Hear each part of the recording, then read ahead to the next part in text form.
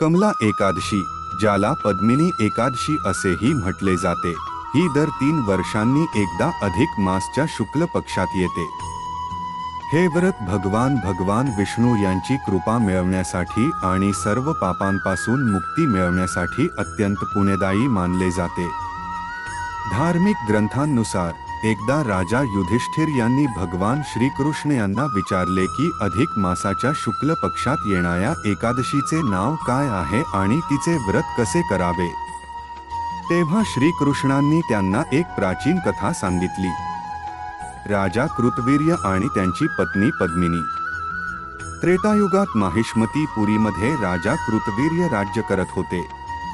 त्यांच्या अनेक राण्या होत्या, पण कोणालाही संतती प्राप्त झाली नव्हती। संतान नसल्यामुळे राजा अत्यंत चिंतेत राहत होते।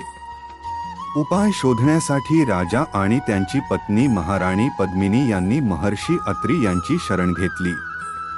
ऋषी अत्रींनी त्यांना सांगितले की अधिक मास म्हणजेच पुरुषोत्तम मास च्या शुक्ल पक्षातील एकादशीचे व्रत केल्यास त्यांची मनोकामना नक्की पूर्ण होईल।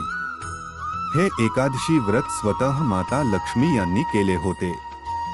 महर्षींच्या सांगण्यानुसार महाराणी पद्मिनी यांनी विधिविधानपूर्वक कमला पद्मिनी एकादशीचे व्रत केले। व्रताच्या प्रभावामुळे भगवान विष्णू प्रसन्न झाले आणि त्यांनी महाराणीला वर मागण्यास सांगितले।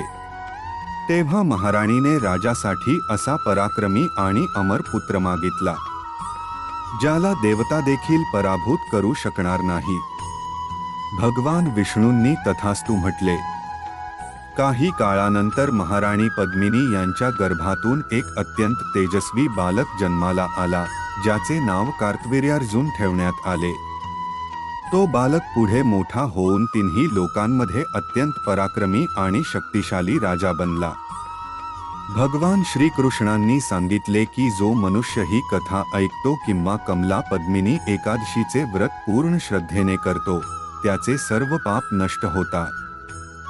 हे व्रत करणाऱ्या साधकाला या लोकातील सर्व सुखांची प्राप्ती होते आणि शेवटी त्याला वैकुंठ धाम मिळते।